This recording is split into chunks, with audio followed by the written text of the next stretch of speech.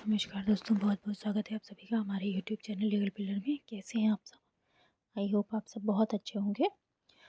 जैसा कि आज का वीडियो आप टाइटल से देख सकते होंगे कि आज का वीडियो है कि क्या पहले पति की संतान भी दूसरे पति की संपत्ति में हकदार हो सकती है, वारिस हो सकती है या नहीं हो सकती है। दोस्तों, वीडियो में आगे बढ़ने से पहले आप सभी से रिक्वेस्ट है कि प्लीज़ अगर आपने हमारे चैनल को सब्सक्राइब नहीं किया है तो प्लीज़ हमारे चैनल को सब्सक्राइब और वीडियो को लाइक कर लीजिए, और अगर हो सके तो दूसरों के साथ भी शेयर कीजिए। चलिए आगे बढ़ते हैं वीडियो की ओर। क्या पहले पति की संतान भी दूसरे पति की संपत्ति में हकदार हो सकती है? तो इस मामले में एक बहुत ही अहम फैसला गुजरात हाई कोर्ट ने सुनाया था। एक मामला आया था ऐसा ही गुजरात हाई कोर्ट में। तो उसमें जो हिंदू उत्तराधिकार अधिनियम के तहत हिंदू परिवार में संपत्ति विवाद या उत्तराधिकार को लेकर अहम प्रावधान किए गए हैं।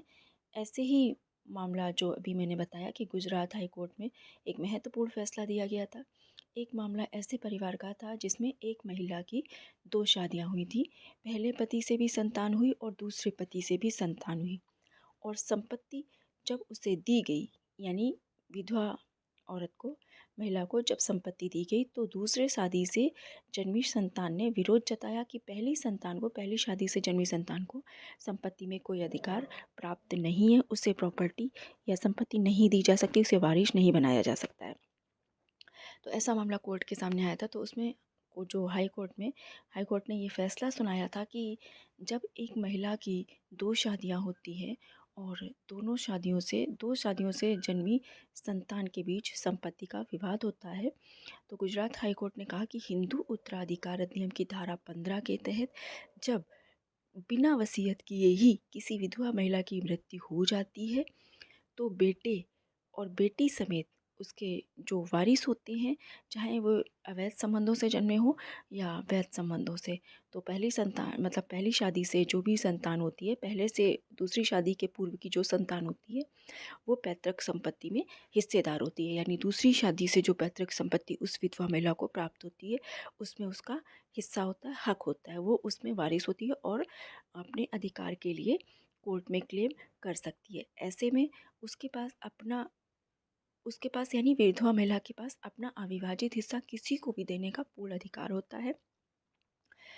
इस फैसले में हाई कोर्ट ने कहा उसके पास अपना पूर्ण अधिकार था इस बात का, खास तौर पर जब वसीयत को हाई कोर्ट के समक्ष किसी अन्य ने चुनौती ना दी हो। कोर्ट ने यह भी कहा कि हिंदू उत्तराधिकार अधिनियम का जिक्र करना आवश्यक है, जिसमें धारा 15 के तहत एक हिंदू विधवा महिला को अपने पति से जमीन यानी विरासत में मिल सकती है या मिली है। यहाँ तक कि उस ज़मीन या उस विरासत में जो भी प्रॉपर्टी संपत्ति उसे प्राप्त हुई है, उसमें पहली शादी से पैदा हुए बच्चे भी उस दूसरी शादी की संपत्ति में वारिस हो सकते हैं। ज़मीन प्रॉपर्टी जो भी है उसमें वो वारिस हो सकते हैं, उनका भी हिस्सा होता है, वो अपना अधिकार मांग सकते हैं। कानूनी तौर पर ये वैध होता है, उनका भी उतना ही अधिकार होता है जितना कि अधिकार उस दूसरी शादी से जन्मे बच्चों का होता है। उसी तरह उसी समान उन्हें भी अधिकार होता है, वो भी उसके लिए क्लेम कर सकते हैं।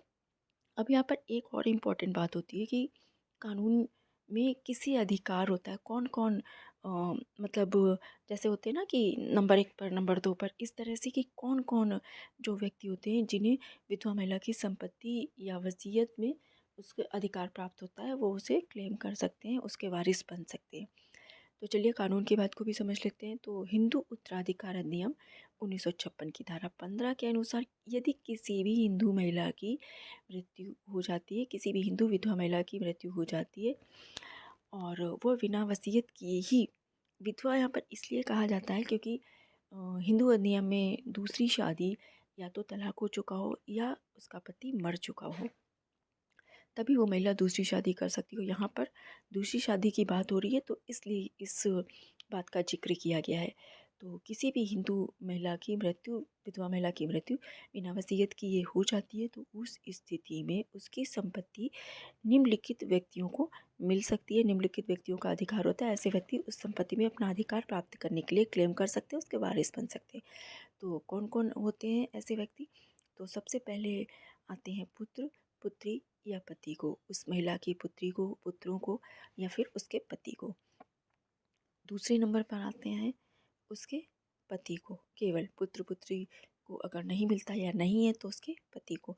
तीसरे नंबर पर आते हैं उसके माता पिता को, उस महिला के अगर इनमें से कोई भी नहीं है, कोई क्लेम नहीं करता तो उसके माता पिता को उसकी संपत्ति मिलेगी, मिल सकती है। इसके बाद और माता और पिता दोनों में से अगर दो नहीं है, एक है, तो उसमें कोई भी एक क्लेम कर सकता है। माता है तो माता को मिलेगी, पिता है तो पिता को मिलेगी। चौथे नंबर पर आते हैं पिता के वारिसों को, यानी माता पिता को मिल सकती है और पिता के वारिसों को मिल सकती है पाँचवें नंबर पर। फिर उसके बाद माता के वारिसों को, अगर माता पिता नहीं है, पुत्र पुत्री पति भी नहीं है, माता पिता भी नहीं है, तो पिता के वारिसों को और उसके बाद फिर माता के वारिसों को प्राप्त हो सकती है। तो इस तरह से ये जो हिंदू अधिनियम है, हिंदू उत्तराधिकार अधिनियम 1956, उसके तहत ये सब जो है हिंदू विधवा महिला की संपत्ति में वारिस बन सकते हैं और इनकी संपत्ति मिल सकती है। तो जो मेन मुद्दा था कि पहले पति की संतान क्या दूसरे पति की संपत्ति में हकदार हो सकती है, तो जी हाँ, ऐसा है। कानूनी तौर पर पहले पति की संतान दूसरे पति की संपत्ति में अधिकार पा सकती है, उसका वारिस बन सकती है, वो भी कानूनी रूप से। दोस्तों वीडियो अच्छा लगा हो तो दूसरों के साथ शेयर ज़रूर कीजिएगा। अगर आप इस बारे में कुछ जानते हैं, कुछ आपको पता है या कोई राय देना चाहते हैं तो हमें कमेंट में लिख कर बताइए, या आप हमें मेल भी कर सकते हैं। हमारी आईडी के डिस्क्रिप्शन में जाकर हमारी ईमेल आईडी दी हुई है, उसमें आप हमें मेल कर सकते हैं, लिख सकते हैं। दोस्तों सब्सक्राइब करना, लाइक करना, शेयर करना बिल्कुल मत भूलिएगा। Thank you.